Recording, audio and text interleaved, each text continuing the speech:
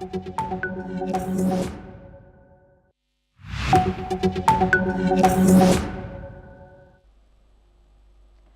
and welcome. I'm Ms. Makatauka and you're watching the World Report on News 6 World. Let's take a look at the top headlines of this hour. The Philippines Coast Guard has said that it has deployed an aircraft on Tuesday to challenge a Chinese research ship that serves as a base for submersible vessels after it was spotted about 19 nautical miles off of the coast of Philippines. The Philippine Coast Guard has said the pilot issued multiple radio challenges but received no response. Germany, France, Britain, and European Union raise concerns over China's military drills near Taiwan. They warn of serious risks for regional and global security amid growing Taiwan Strait tensions. Israeli Prime Minister Benjamin Netanyahu says he sees eye to eye on the need for Hamas disarmament. He adds that a new government in Gaza is possible if Hamas is disarmed. In Iran, protests over rising cost of living have spread to universities, with students joining shopkeepers and merchants. This comes as the government offers talks with demonstrators amid growing unrest across Tehran.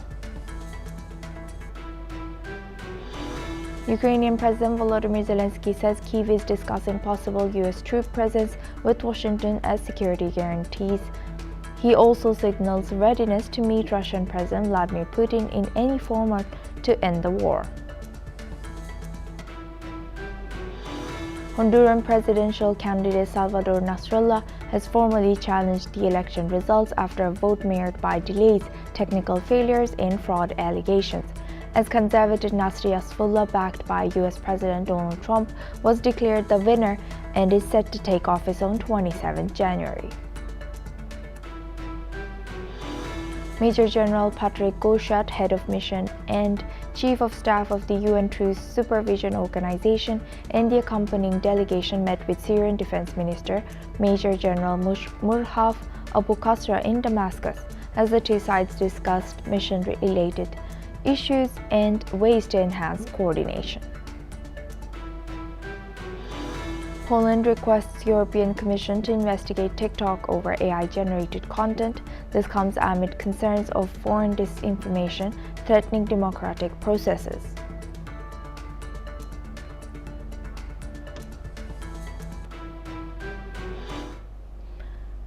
Now we just start this hour with Europe and Asia. Germany, France, Britain, and the European Union have raised serious concerns over China's large-scale military exercises near Taiwan, warning that the drills are driving up tensions in the Taiwan Strait. Germany said peace and stability in the strait are strategically important for both regional and global security and prosperity, urging all sides to show restraint and resolve differences through dialogue. While France has also called for calm, stressing that any escalation could threaten global security. The European Union said China's live fire drills, including missile launches and warplane deployments, endanger international peace and further increase cross-strait tensions. While Britain has warned that the exercises heighten the risk of escalation and reiterated that the Taiwan issue must be resolved peacefully without force or coercion. Meanwhile, China's embassy in London has rejected the criticism, saying British comments distorted the facts.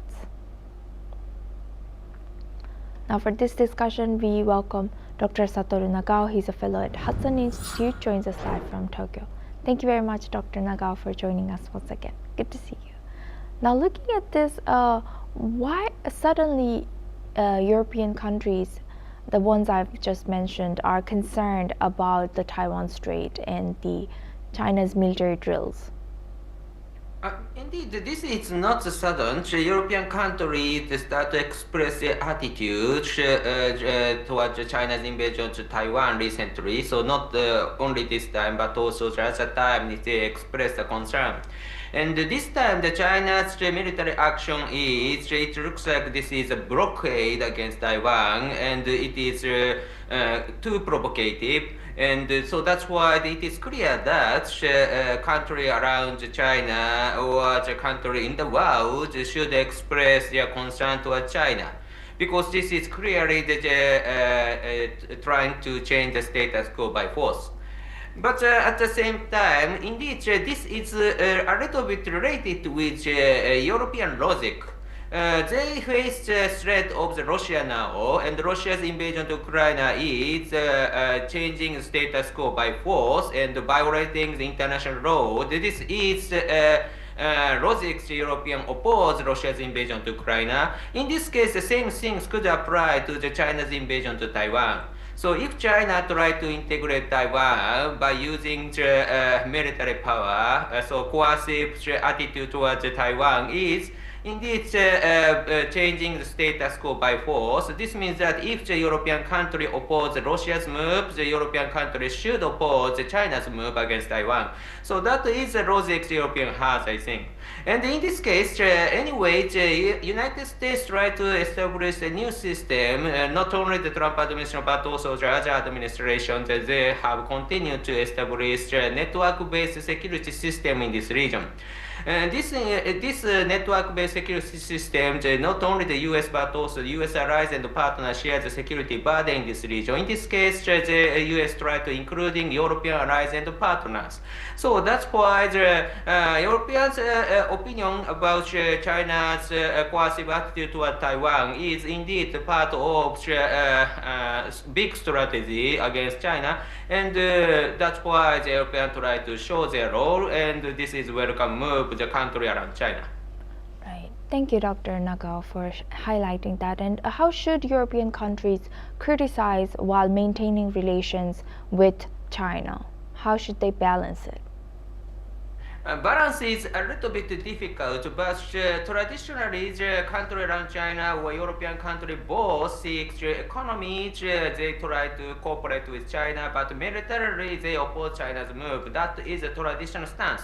But recently, these two, military and economy issue, is integrating, so because China side do not want to separate the two issues as a different issue. So that's why day by day, indeed, the military and security is integrated. So recently we could use the word economic security. Why this is important? Because economy relation, for example, trade issue or supply chain issue should be under the rule of the security. So that's why security is priority recently, and growing the influence in the total politics. So that's why indeed it is not easy to separate the good and bad at the same time. Right. With that, I would like to thank Dr. Satoru Nagao for joining us today and sharing that insight with us. Now we move on to Middle East. Israeli Prime Minister Benjamin Netanyahu has said that he sees eye to eye with US President Donald Trump on the disarmament of Hamas. He has added that Trump has expressed no concern over Israeli strikes on Gaza after ceasefire. The Israeli Prime Minister adds that he envisions a different future for Gaza. Let's listen in. I think we have to give it a chance. There's an attempt to bring an international force. So far it hasn't come to fruition, but we'll give it a chance, because if it can be done, again, as the President and I have said, if it can be done the easy way, fine. And if not, it'll be done another way. Did you hear any of that frustration about the strikes that you've completed since the ceasefire? Not from the President, I have to tell you. I think he understands. Look, we're attacked. These terrorists try to kill us, unfortunately sometimes kill our soldiers. What would you do? Do you see a new government that you could live with in Gaza in 2026? I think you have to ask, as far as the second question is concerned, a new government in Gaza is possible if you disarm Hamas. Because no one's going to come in there if Hamas stays armed, and they'll put a bullet right through the back of their head, anyone of any potential new government. So the answer to your question is, if we disarm Hamas, whether with an international force or by any other means, yes, I see a different future. These remarks come as foreign ministers of 10 countries, including Britain, Canada, Denmark, Finland, France, warn of catastrophic humanitarian situation in Gaza. They stress on collapsing health facilities, urgent shelter needs for 1.3 million people, and rising risks from flooding as well as water conditions in Gaza. The foreign ministers have also called on Israel to allow sustained NGO operations and lift restrictions on essential imports to enter Gaza. Now for this discussion, we welcome Mr. Adrian Calamel. He's a terrorism scholar, joins us live from New York. Thank you very much, Mr. Calamel, for joining us once again. Good to see you. Now looking at this, do you think this is still realistically possible for Hamas to be disarmed, and what will be the implications or pursuing this disarmament right now? Well, first of all, great to see you again, Asuma, and good evening to all your viewers. It's really difficult to see Hamas being disarmed. If we look internally, right after the ceasefire was signed, there was some internal fighting. There were some large clans, the Dogmush clan being one of them, who tried to rise up against Hamas and try and take back power, at least take away power from Hamas, so they didn't have a monopoly on violence. And it didn't work out well for them. So now we're looking at the stage of, and this really is kind of when we move into the next phase of this 20-point peace plan that was put forward by Trump. The next phase is that Hamas needs to disarm. They have to have no future in the Gaza Strip. They need to destroy all tunnels. They are, if they want to, allowed to safe corridor, a passage to neighboring countries that will take them. But so far, no one's taken them up. No one from Hamas has raised their hand and said, yeah, I would like to go to this country, or I would like to go to this country, to the point where there's 150 to 200 Hamas members trapped in a tunnel, and they decide to perish in the tunnel instead of looking for safe passage. And then when you come to an international body, as was rightly stated, no one's come forward, and I don't know who's going to come forward to disarm Hamas. And that's where it really becomes difficult. When I started to look at the 20-point peace plan, it made sense. You got the hostages back, aid started to flow in to Gaza, but when you started to get back down to the fine print about the next day, what happens after with the governance of Gaza, there were some real obstacles, and the first one is just the removal of Hamas. That is going to take force by either the Israelis or by some other international force body. Yes, thank you for highlighting that. And building on that, just a few days ago, Hamas declared that they're holding an internal election to have a new leader, etc. It seems like there's a difference of how Hamas is still regrouping, reorganizing themselves, and surviving, while U.S. and Israeli leaders are pushing for them to disarm. Do you think there's a maybe difference of understanding between how Netanyahu and maybe U.S. government right now sees that this is feasible, whereas on the ground the reality is different? Yeah, I think underground the reality is different. There's no doubt that Hamas is, they're grappling right now. Their entire leadership structure has been wiped out. They do have maybe one battalion left inside the Gaza Strip when you look at some of the prisoners that were released. And there's going to be some bickering inside Hamas, but I think they're going to stay steadfast in their approach. And I think that the Trump administration was they had that big conference at Sharm el-Sheikh, and I think the Trump administration was very premature in stating that this war is over, we have peace, because it's just, with Hamas, they do have a maximalist approach. And when we talk about Hamas, we can't just, the focus now is on Gaza, and Hamas in Gaza. But we also have to remember that Hamas is, they do have some very well organized cells in other areas surrounding Israel. So they're always going to be a concern, and there's always going to be friction within different parts of the Muslim Brotherhood, and Hamas is part of the Muslim Brotherhood. Yeah, they have a leadership problem right now as well. Yes, and also, of course, now focusing on to the dire situation in Gaza faced by the Gazan population right now.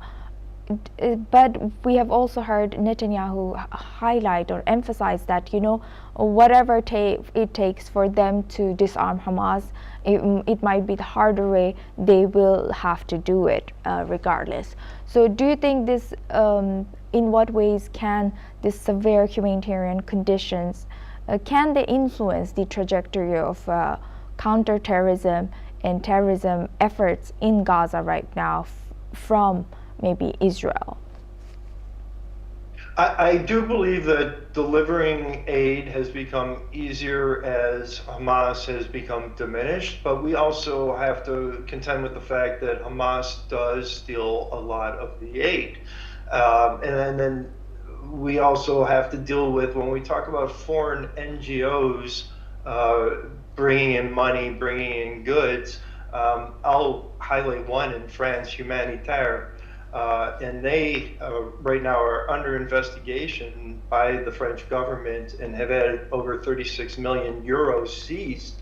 And they're continuing to be under investigation, and they are Hamas's primary fundraiser, but they're titled as an NGO that brings in humanitarian goods to the Gazans. But all their interactions are with the Gaza Health Ministry, which is run by Hamas. So what I'm trying to illustrate is that Hamas has a total grip on the people that live there, and that affects the humanitarian aid. And then it also, it keeps them hostage, it keeps them in bondage, and they're beholden to Hamas. Either you play ball, or else you go hungry.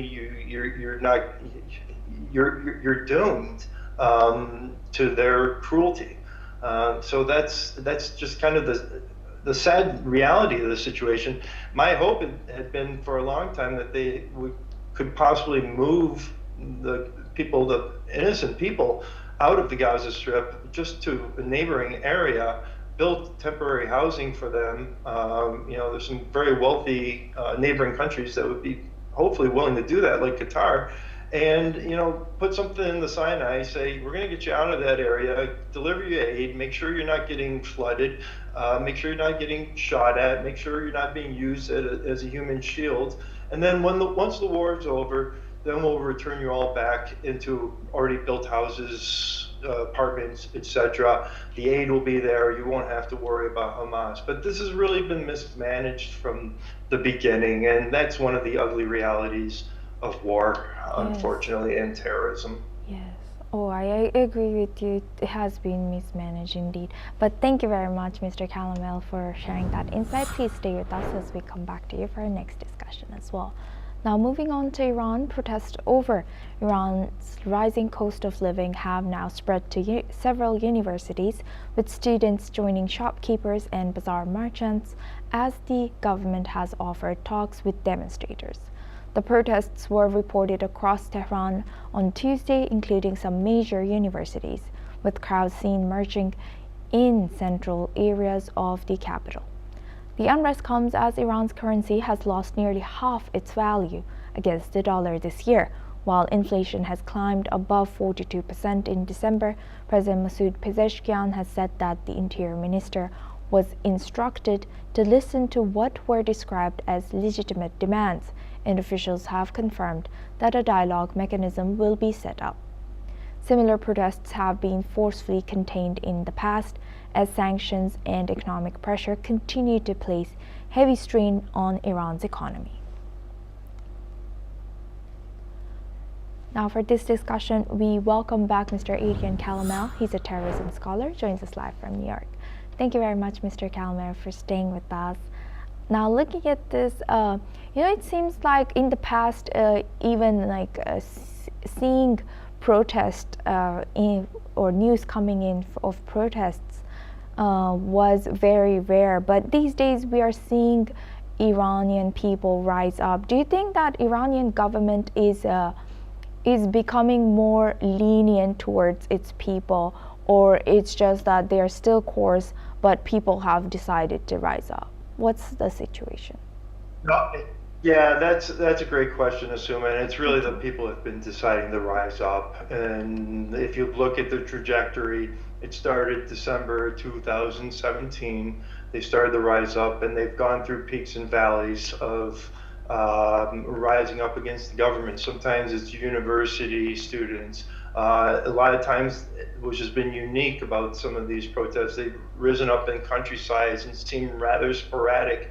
Instead of the city centers like Tehran, where they had traditionally been held, what you mentioned the bazaars, and that's a very interesting development, because that's the middle class. Those are the individuals that kind of, if we look at the Islamic Republic's economy, 70 to 80% of it is controlled by the IRGC. And that leaves very little money for the rest of the people who go around. The bazaars are kind of the middlemen. They're also the individuals, kind of the I would say, the middle class, and they're completely being wiped out. With the sanctions, the Islamic Republic can blame sanctions, but the real reality of the matter is they do have enormous sanctions on them right now, but the United States hasn't been enforcing them. Unlike President Trump did from 2018 to 2020. So the sanctions really aren't hitting them. What they're doing with the money that they're getting is that they've already sent $2 billion to Hezbollah, and that has been since the ceasefire on the Lebanese border. They're also rebuilding their ballistic missile capabilities, and the people see this. They see that they have a complete, what you call a command economy, not a demand economy, and the people keep on, they're being brutalized, they're being arrested, killed in some cases. I won't speak of some of the atrocities. They're losing their wealth. They're also, there's a significant water crisis. I'm not sure if you're aware of that in Iran right now, and that's just from mismanagement of resources in the country. So it's really, I look at tyrannies, and I do consider the Islamic Republic a tyranny. They generally collapse from the inside. There's maybe a slight push from the outside, like the 12-day war, which happened, but there's a toxic stew of problems that they have inside the country, and they have suppressed the people for over 40 years now, and you can't keep people in that type of situation. Because at some point, everybody knows somebody who's been a victim, or has a family member who's been a victim, and so they're rising up. But the one thing that I will say about the Iranian people is they're extremely brave. They don't use weapons, and that's the one thing that is really hurts them. I'm not saying that they should bear arms, but a lot of times they're just met with brute force, and they don't have the weapons, and they haven't gotten outside support from other countries. So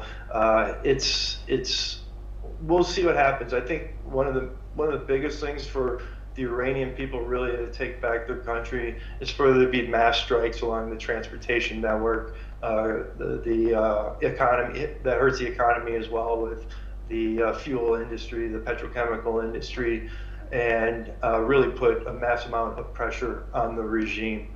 And it's people are no longer fleeing the country. They're now finally saying, we're going to stand up to them.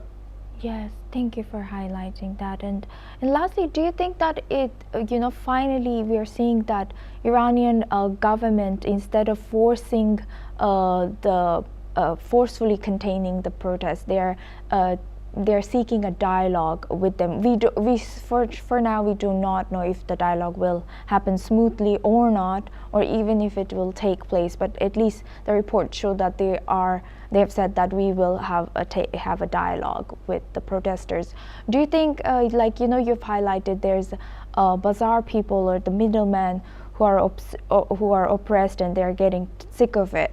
So do you think finally Iranian government is understanding the importance of these people, or to listen to these people, the middleman and the middle class? Yeah, I definitely think they feel the pressure. They've been feeling it for a while now. And they've had a history of saying we will have dialogue here. We've been put forward where certain presidents were reformists, some from different camps that weren't the hardliners. And Pezeshkian was put forward. He was not one of the hardliners. He was a so-called reformist, and but we have to be clear with ourselves that at the end of the day, every decision is made by one person, and it's Ali Khamenei, the Ayatollah. So Pezeshkian can talk all he wants, but he's going to be told what to say. There may be some concessions with some of the Bazaris because they do hold economic power in the country, but this would be, in my view, basically a tactical retreat, saying we've out of repression, especially when you look at, since the Mahsa Amini murder, a lot of repression over several years now, 3 years, 4 years now, and this can't continue. So now we're going to this next phase. Let's try some dialogue here and see how we can, kind of lengthen the runway a little bit. So they try different tactics, but I do think the Iranian people are not going to respond to this well, because they see where dialogue has gotten them in the past, and it's gotten them nowhere. Yes, thank you for bringing that and laying out the history. With that, I would like to thank Mr. Calamel. Now we move on to South America. A train driver has been killed and at least 40 people were injured after 2 trains collided head-on-head the railway line leading to the Inca citadel of Machu Picchu in Peru. The accident involved trains operated by Inca Rail SA and Peru Rail SA companies that mainly transport tourists to the popular historic site. Emergency services have rushed to the scene to rescue passengers and provide medical assistance. According to reports, around 20 people were left in moderate to serious conditions and were taken to nearby hospitals. Meanwhile, the police has confirmed that several foreign tourists were among the injured and have launched an investigation into the cause of crash. Now we move on to Europe. Poland has asked the European Commission to investigate TikTok over artificial intelligence-generated content. The request follows the circulation of TikTok videos promoting Poland's exit from the European Union using AI-generated clips that were later removed. According to reports, the content is considered to be certainly a Russian disinformation based on language patterns. Meanwhile, Deputy Digitalization Minister Dariusz Standerski has warned the material posed risks to public order, information security, and democracy, suggesting that TikTok may not have met its obligations under the EU's Digital Services Act. However, it has been confirmed by TikTok that content violating the rules has been removed, while the European Commission has acknowledged Poland's request and stressed that large platforms must assess AI-related risks. The move comes as the EU steps up scrutiny of social media to prevent potential election interference across the bloc. That's all we have time for. Keep watching NewsX World for more news updates from around the world.